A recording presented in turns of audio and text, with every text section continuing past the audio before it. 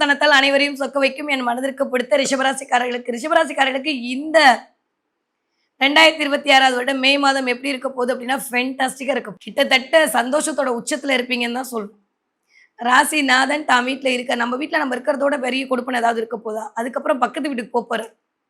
So எப்பயுமே சொன்ன மாதிரி ராசிநாதனும் சரி லக்னநாதனும் சரி 1, 2, 5, 11 இடங்கள்ல இருந்து அதுதான் ராஜயோகம். அப்போ இந்த ரிஷபராசிக்காரர்களுக்கு முதல் 15 நாள் சூப்பரா இருக்க போகுது, அடுத்த 15 நாள் அதை விட சூப்பரா இருக்கும். ஏன்னா 4ஆம் வீட்டு அதிபதியான சூரியன் வந்து தலைக்கு மேல உட்கார போறார். எப்போ 15 தேதிக்கு அப்புறமா. நிறைய பேருக்கு வீடு வாங்கணுன்ற எண்ணம் கை கொடுக்கும். சும்மாவாவது போய் ஒரு இடத்த பார்த்துட்டு வருவீங்க. அந்த இடத்த வாங்குறீங்களோ இல்லையோ ஏதோ ஒரு இடத்த சொல்லி யாராவது பேசி போய் அந்த இடத்த பார்த்துட்டு வருவீங்க.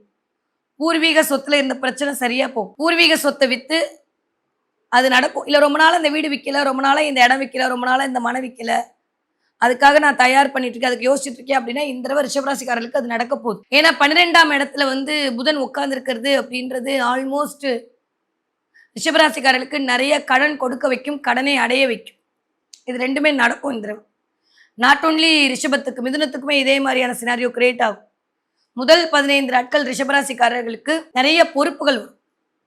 நீங்க தான் இதை எடுத்து பண்ணணும் அப்படின்ற மாதிரி உங்கள் மீதான ஒரு நம்பிக்கை மூலமாக சில விஷயத்த கொடுப்பாங்க, அதை நீங்க பண்ணுவீங்க. நிறைய பிரிந்தவர்கள் வந்து உங்களை தேடி வந்து பேசுவதற்கான வாய்ப்புகள் வரும்.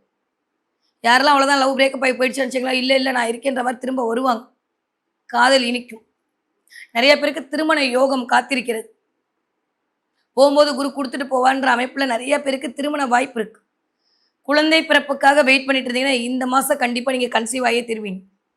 2ஆம் குழந்தைக்கு நிறைய பேருக்கு யோகம் இருக்கு இந்த மே மாதம். யாருக்கு? ரிஷபத்தில் இருக்கக்கூடிய ஆட்களுக்கு. நிறைய ரிஷபராசிக்காரர்களுக்கு இந்த தடவை ஒரு வீட்டுக்கு ஏதாவது வாங்கி போடுவீங்க. நீங்க ரிஷபராசியா இருந்தாலும் சரி, ரிஷப லக்னமா இருந்தாலும் சரி, இந்த தடவை வீட்டுக்கு ஏதாவது ஒரு ஐட்டம் வாங்கி போடுவீங்க.